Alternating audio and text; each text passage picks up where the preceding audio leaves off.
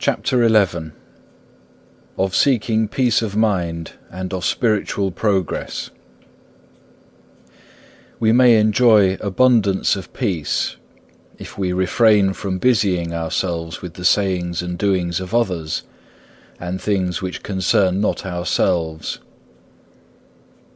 How can he abide long time in peace, who occupieth himself with other men's matters, and with things without himself, and meanwhile payeth little or rare heed to the self within? Blessed are the single-hearted, for they shall have abundance of peace. How came it to pass that many of the saints were so perfect, so contemplative of divine things? Because they steadfastly sought to mortify themselves from all worldly desires, and so were enabled to cling with their whole heart to God, and be free and at leisure for the thought of Him. We are too much occupied with our own affections, and too anxious about transitory things. Seldom too do we entirely conquer even a single fault, nor are we zealous for daily growth in grace, and so we remain lukewarm and unspiritual. Were we fully watchful of ourselves, and not bound in spirit to outward things, then might we be wise unto salvation, and make progress in divine contemplation. Our great and grievous stumbling block is that, not being freed from our affections and desires, we strive not to enter into the perfect way of the saints. And when even a little trouble befalleth us, too quickly are we cast down, and fly to the world to give us comfort.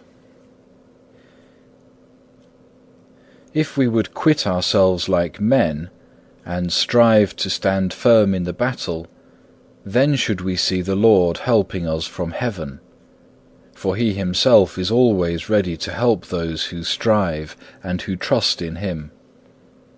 Yea, He provideth for us occasions of striving, to the end that we may win the victory. If we look upon our progress in religion as a progress only in outward observances and forms, our devoutness will soon come to an end. But let us lay the axe to the very root of our life, that, being cleansed from affections, we may possess our souls in peace. If each year should see one fault rooted out from us, we should go quickly on to perfection. But on the contrary, we often feel that we are better and holier in the beginning of our conversion than after many years of profession. Zeal and progress ought to increase day by day, yet now it seemeth a great thing if one is able to retain some portion of his first ardour. If we could put some slight stress on ourselves at the beginning, then afterwards we should be able to do all things with ease and joy. It is a hard thing to break through a habit, and a yet harder thing to go contrary to our own will. Yet if thou overcome not slight and easy obstacles, how shalt thou overcome greater ones? Withstand thy will at the beginning, and unlearn an evil habit, lest it lead thee little by little into worse difficulties. Oh, if thou knewest what peace thy holy life should bring to thyself, and what joy to others, methinketh thou wouldst be more zealous for spiritual profit.